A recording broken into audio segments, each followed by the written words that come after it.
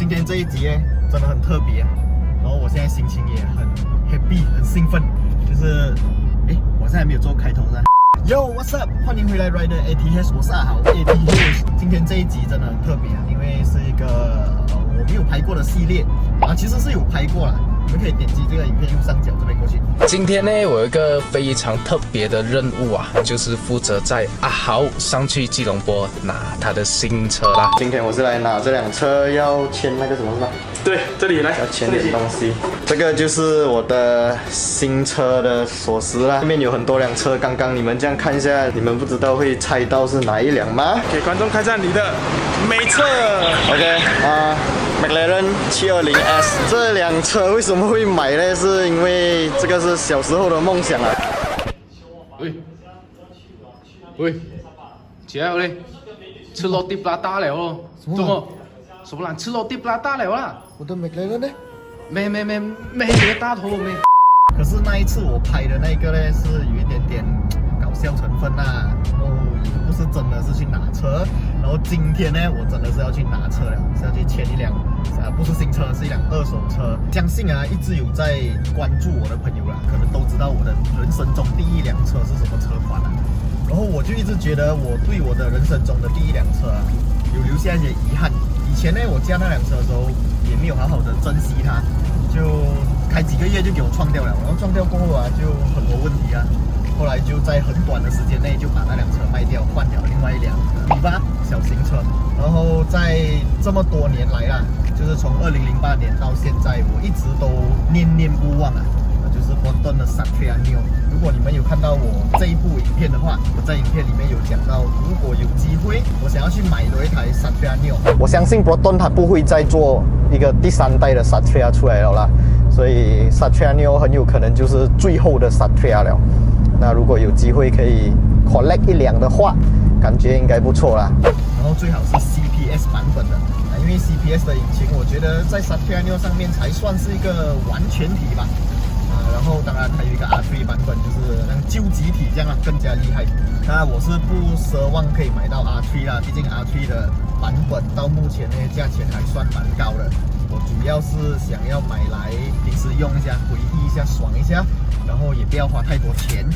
可能我会把那辆车买下来，慢慢做一些service 还是一些 review， 也会在 exterior 还有 interior 做上一些我个人喜欢的调整啦。当然也会喷漆啦，毕竟我买的二手车，它的车身颜色已经不是很美了。所以现在呢，就是 on the way 要去拿那一辆我个人非常期待的，虽然是一辆旧车，一辆老车啦。等一下希望拿车的时候不要下雨，因为已经开始下雨了。希望等一下不要下太大雨啦。接下来呢，就会有很多这一辆车的系列啦，可能我会做一些外观东西做一些 interior 的东西，引擎的部分也会拿去做维修还是 service。OK， 就先讲到这里，现在我们就去跟车主做交易了啦 ，Let's go。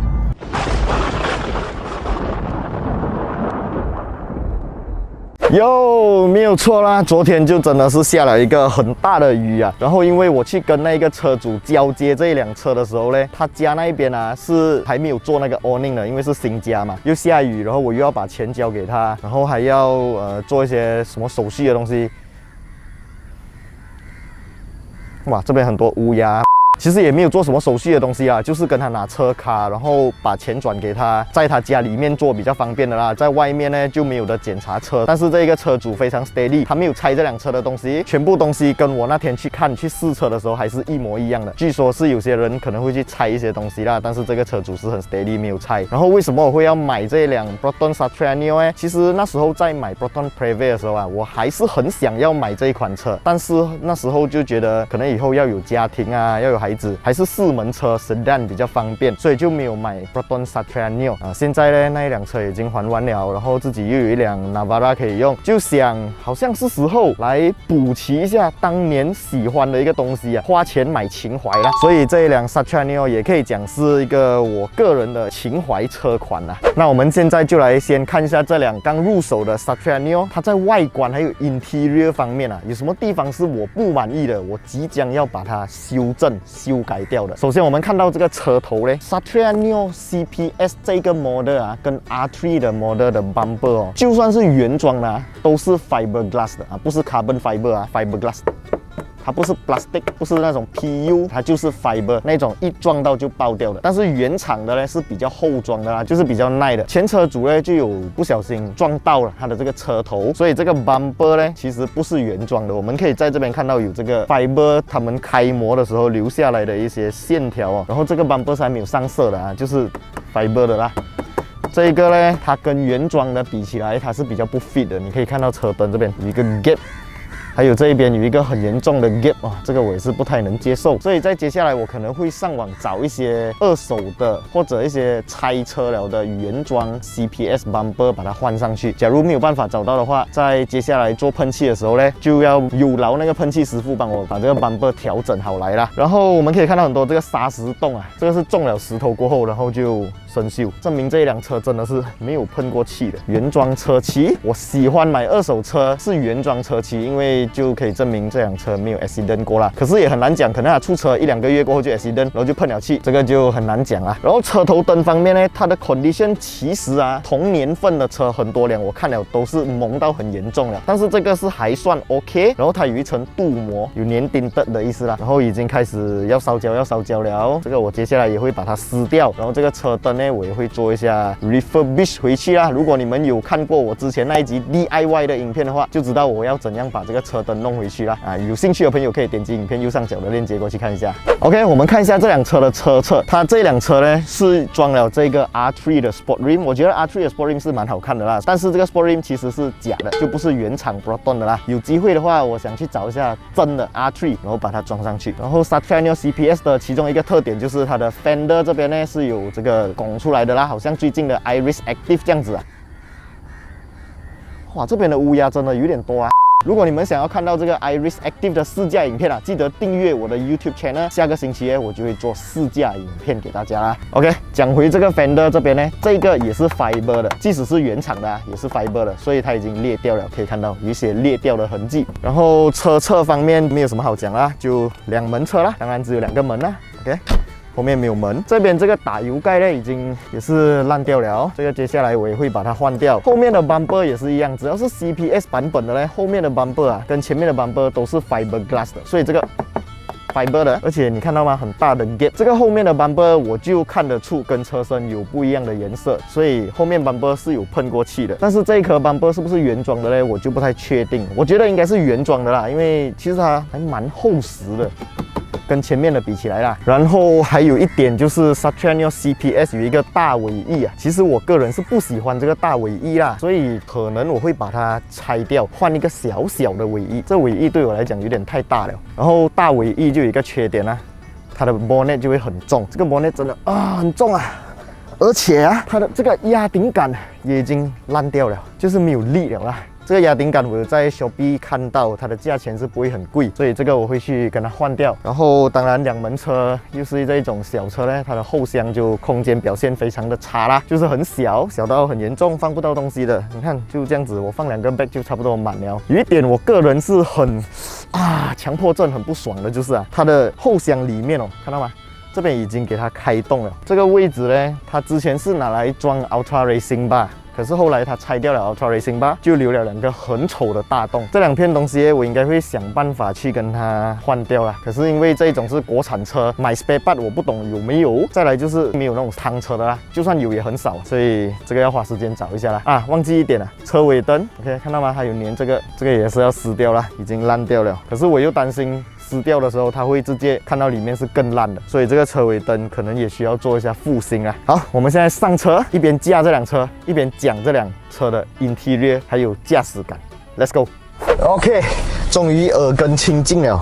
刚刚在拍外面的时候呢，太多乌鸦了，在那边吵，所以我们就进来这辆车，一边驾这辆车，一边来讲一下它的 interior 的 condition 啊。在那之前呢，我们先来讲一下这辆车的配置啊。这辆车是一个 1.6 CPS manual 的车款，然后我们打开它的引擎盖，可以看到这辆车 condition 就是旧车啦，看到一些很残旧的痕迹。这个以后呢，可能有机会我会拿去清洗一下，还是怎样啦，然后会把一些坏掉的 part 通通换掉。要换新的。好讲一下这辆车的 interior， 这辆车的 interior 的这个车门板这些的 condition 啊，老实讲我看了很多间二手车行的车啊，都没有这一辆好啊。虽然它真的是有一些旧了的痕迹，但是我觉得还是在可接受范围的。然后它的椅子是因为是 CPS 版本，所以是皮革的椅子啊。这个薄皮的椅子呢，久了就有一个诟病哦，就是边边角角这种上下车会磨到的地方啊，很容易烂掉。然后在黑色皮革的部分呢，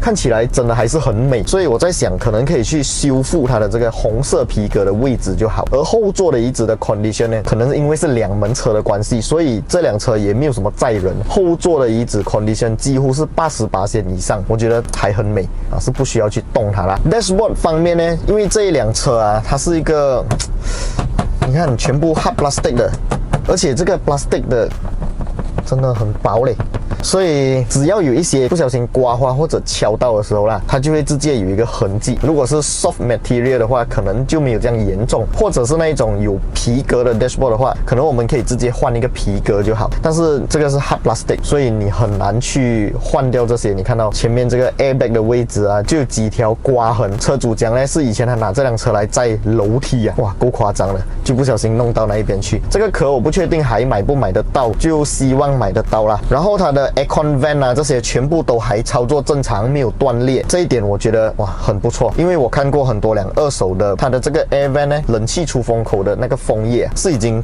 断了的，所以这一点我觉得还是 OK 的。Steering 方面啊，不知道你们有没有 follow 我的 Facebook？ 最近呢，我在我的 Facebook 呢就有 post 了一张 Satriano 安装 X50的 Steering， 哇，我觉得那个 Steering 安装上去很好看呢，可能有机会的话，我也想要效仿一下那位仁兄，但是目前呢，就应该是先会把这个原装的 Steering 拿来做一个复兴啊，一个翻新。它上面的这个包皮，我觉得清理干净一下应该还 OK， 至少它没有脱皮啦。中间的部分呢，我就觉得有点肮脏，我会想办法去跟它清理干净啊。当然这一辆车我也希望可以找到净洗店啊，就是把你整台车洗到很干净的那种店，但是我不确定新山有没有这样子的精洗的店面，如果有的话，你们可能可以介绍我过去一下。然后这一台 Satriano， 当然啦，手排啦，我觉得买这一辆车就要买手排啦，还有它真正的那个驾驶乐趣。毕竟 Satriano 这一辆车，它主要主打的其实并不是动力表现啦，而是操控表现。在这一辆车的广告呢，就一直有强调讲 Lotus Ride and Handling， 在当时候 Lotus Ride and Handling 可以讲是一个 Proton 的一个卖点啦。我觉得 Satriano 它在处理一些可能乡间小路弯来弯去的情况下，它的操控表现真的很灵活，然后它的这个灵活是 solid 的灵活啊，这个很难用言语来解释，这个有机会你们真的是要试驾一下，或者有驾过 Satriano 的朋友可以在影片下方留言来讨论一下你们在驾 Satriano 的时候对于它的操控啊是什么样的一个印象啊。然后在影片的开头我有讲到啊，我是买 CPS 版本，就觉得 CPS 版本是一个完全体，因为在 Satriano 这个车型里面啊，它到 CPS 引擎过后就没有再对引擎进行提升了，就是从以前的 Campro Gosong 到 Campro CPS， 到后来的 R3 版本出来过后呢，它还是用这个 CPS 的 engine， 所以我觉得 CPS 这个 engine 是 Satriano 车上的一个灵魂啦。如果买 Satriano 不买 CPS 就有一点点浪费啦。然后其实这个 CPS 呢，它是一个 short form 啦，它真正是 Cam Profile Switching， 就是我们的车有那个凸轮轴啊，就是那个 Cam 啊，这一辆车的 Cam 呢是可变式的，就有点点像好像 VTEC 的那种概念啦。当你在低速行驶的时候呢，它的那个凸轮啊是运用在一个比较小角度的凸轮来进行运作。当你在高速高转速的时候呢，它的凸轮会切换去一个比较高角度的凸轮，所以就会有一个爆发的感觉。老实讲我是没有试到很明显啦，它不像那种 VTEC 那种就哇，如果可以做到这样的感觉就真的会很爽啊。但是这一辆呢，目前我是还没有试到这样子的东西，这个在以后的详细试驾影片那一边呢，我会跟大家更加详细的分析啦。然后今天最主要就是来跟大家交代一下，我终于补齐了一个10多年前我很想要的东西，然后是有留下遗憾的一个